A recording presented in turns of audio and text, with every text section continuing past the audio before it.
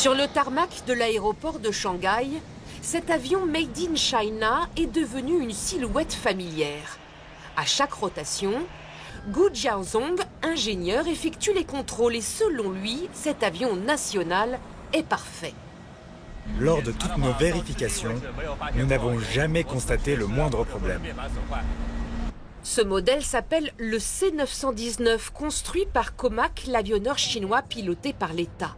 À entendre les passagers, l'avion est une gloire nationale. Je suis fière que notre pays construise des avions. Aujourd'hui, j'ai choisi spécifiquement ce vol car l'avion est un C919. Objectif, concurrencer les deux géants mondiaux Boeing et Airbus. Le pilote assure la promotion. Pendant 20 ans, j'ai piloté des Airbus A320, A330 et A350. Il n'y a pas de différence majeure dans le pilotage. Mais cet appareil ressemble étrangement à l'Airbus A320. Même fuselage, même technologie. Un hasard? Peut-être pas. Parmi les A320 qu'Airbus a vendus à Pékin, un exemplaire a totalement disparu des écrans radars au début des années 2000. Il n'a jamais volé. Un spécialiste ancien cadre d'Airbus explique. C'est devenu un avion fantôme. Qu'est devenu cet avion? On s'est dit effectivement, ils sont en train de le désosser. Ils copiaient exactement chaque pièce de cet avion.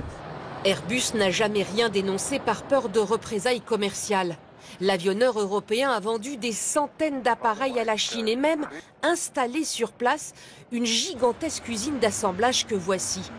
On y construit encore aujourd'hui les A320, avec la possibilité de reproduire le savoir-faire européen.